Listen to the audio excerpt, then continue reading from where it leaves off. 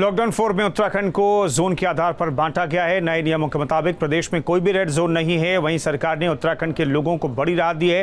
प्रदेश सरकार ने सभी बड़े शहरों में वाहनों की आवाजाही की परमिशन दे दी है, लेकिन ये परमिशन ऑड इवन के आधार पर दी गई है। स्कूल और कॉलेज पूरी तरीके से अभी भी बंद रहेंगे। वहीं hotel, cinema hall, gym, assembly hall, park पूरी तरीके से बंद रहेंगे, लेकिन स्पोर्ट्स कॉम्प्लेक्स खुलेंगे। बिना दर्शकों के मैच भी हो सकते हैं। इसके अलावा सभी धार्मिक स्थल पर जनता की आवाजाही नहीं होगी।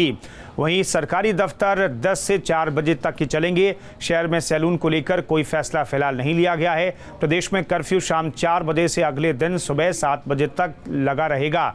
वहीं सरकार ने क्वारंटीन नियमों के लिए भी सख्त आदेश जारी किए हैं। सरकार ने जानकारी दी है कि अब तक दूसरे राज्यों में फंसे करीब 2.25 लाख लोगों को निकाला जा चुका है।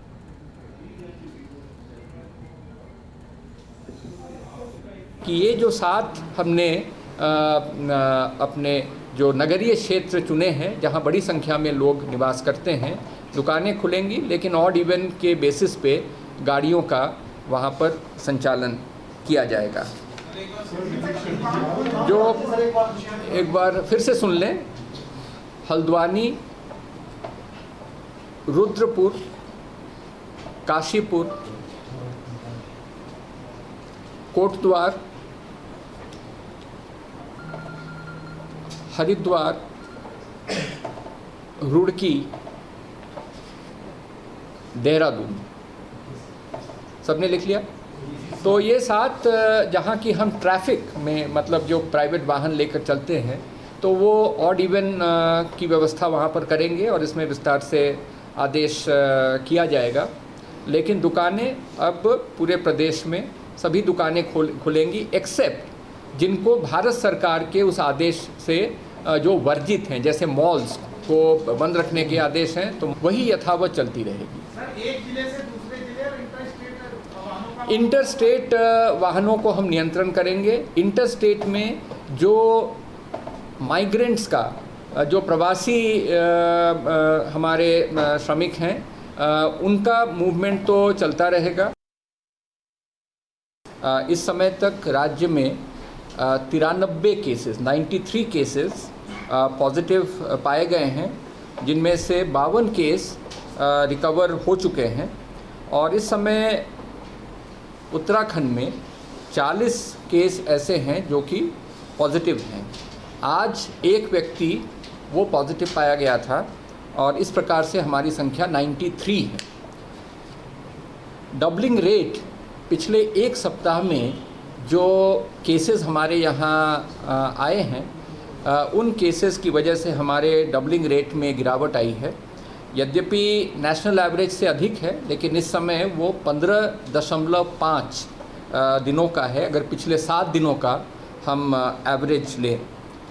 इसी प्रकार से रिकवरी परसेंटेज नेशनल एवरेज से काफ़ी अधिक है और इस समय लगभग 56% है, 56%। हमारे यहाँ कंटेनमेंट जोन उनकी संख्या 7 है और इनमें से देहरादून में 4 हैं, जो 20 बीघा colony Rishikesh, Shiva enclave ward 24 Rishikesh.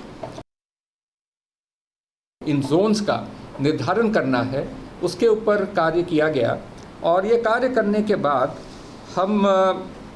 अभी हमने ज़िला इकाई को लिया है, क्योंकि उसके नीचे वाली इकाइयों को जब हम लेंगे तो उसमें हमें इस प्रकार की सूचना को कलेक्ट करने में समय लगता, तो इसलिए अभी ज़िला इकाई को लिया गया है। और कालांतर में अगर हमें कहीं महसूस होता है कि इससे छोटी इकाई में हम जोनिंग व्यवस्था में कोई उसका पुनर्निर्धारण करें तो ये करना संभव होगा।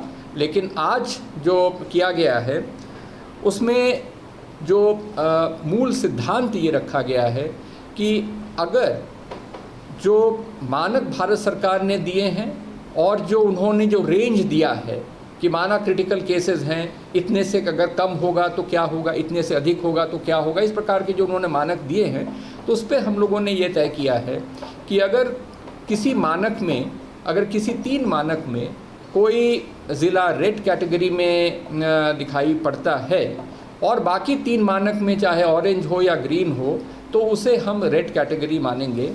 और उसी प्रकार से अगर 3 से अधिक कैटेगरीज़ में अगर ग्रीन दिखाई पड़ता है तो हम उन्हें ग्रीन मानेंगे।